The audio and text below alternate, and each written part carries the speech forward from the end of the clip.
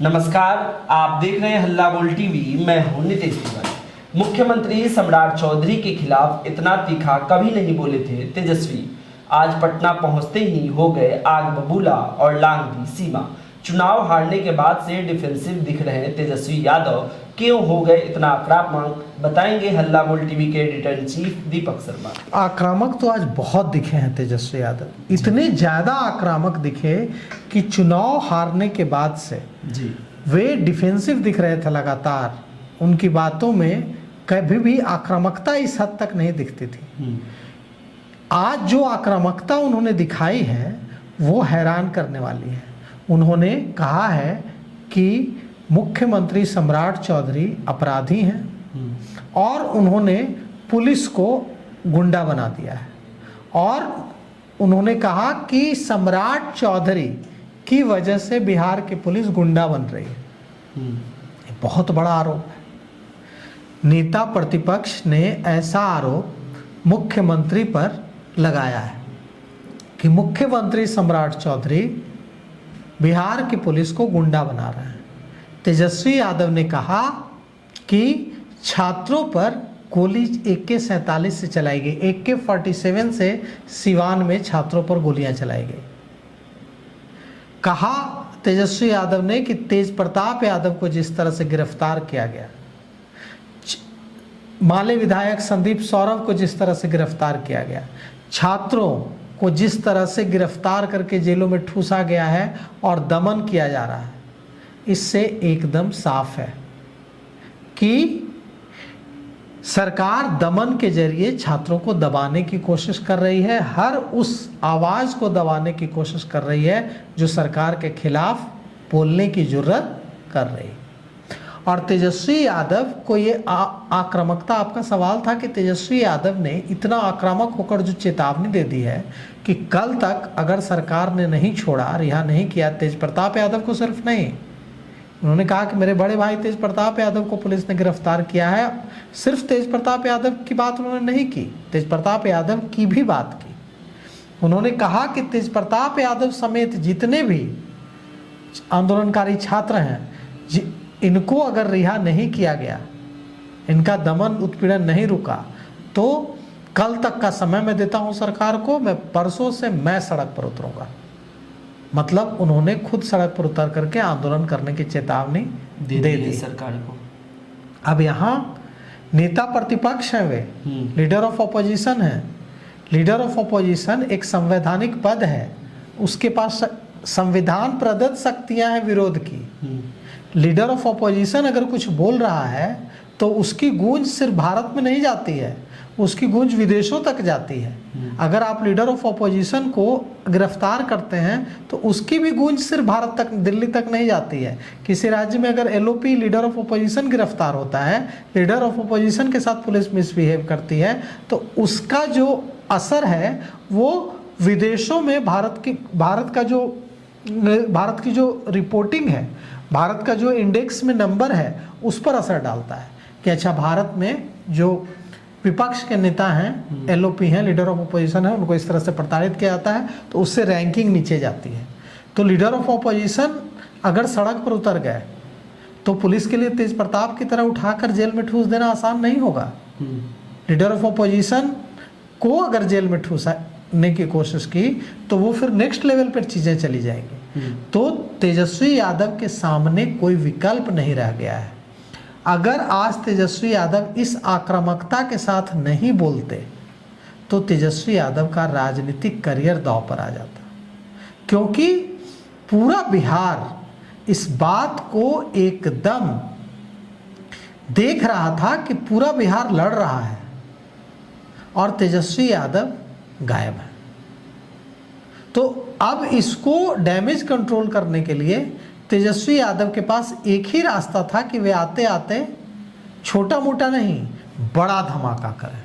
इतना बड़ा धमाका करें कि उस धमाके की गूंज में सारी बातें, उनके ना होने, उनके गायब होने की सारी बातें दब जाए। और आते ही तेजस्वी यादव ने उतना ही बड़ा धमाका कर दिया है जितने बड़े धमाके की ज़रूरत थी। पूरे बिहार के उन लोगों में जो तेजस्वी को नेता मानते हैं, यह मैसेज गया कि ये लड़ेगा।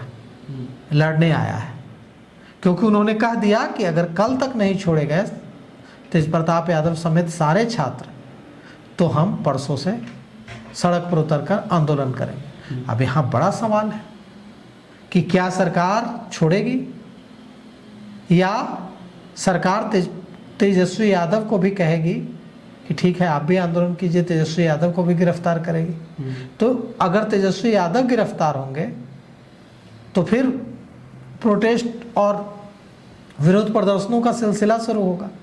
तो कुल मिलाकर के सरकार क्यों चाहेगी कि पूरे बिहार को प्रोटेस्ट, आंदोलन, तोड़फोड़ और आगजनी की आग में झोंक दिया जाए? तो इसलिए ये जो प्रोटेस्ट हुआ ये शिक्षा मंत्री धर्मेंद्र प्रधान के इस्तीफे की मांग को लेकर हुआ। पेपर लीक होना गुनाह है कि नहीं है? गुनाह है। गुनाह है। पेपर लीक होना रोकने की जिम्मेवारी शिक्षा मंत्री की है कि नहीं है? बिल्कुल है। पेपर लीक रोकने की जिम्मेवारी सरकार और सिस्टम की है कि नहीं? सरकार, सिस्टम, शिक्षा मंत्री फेल हुए तब पेपर लीक हुआ। पेपर लीक हुआ अगर तो छात्र विरोध प्रदर्शन भी नहीं करेंगे। विरोध तो राइट है। छात्र आवाज भी नहीं उठाएं, वो कहेंगे पेपर लीक हुआ, दोबारा हमने परीक्षा दी, बहुत अच्छा हुआ, धन्यवाद नरेंद्र मोदी सरकार। क्या ऐसा एक्सपेक्टेशन है?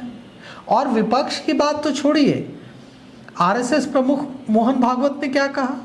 आरएसएस प्रमुख मोहन भागवत ने कड़ा इशारा दिया कल सरकार को, और उसके बाद इस्तीफा हुआ है धर्मेंद्र प्रधान का।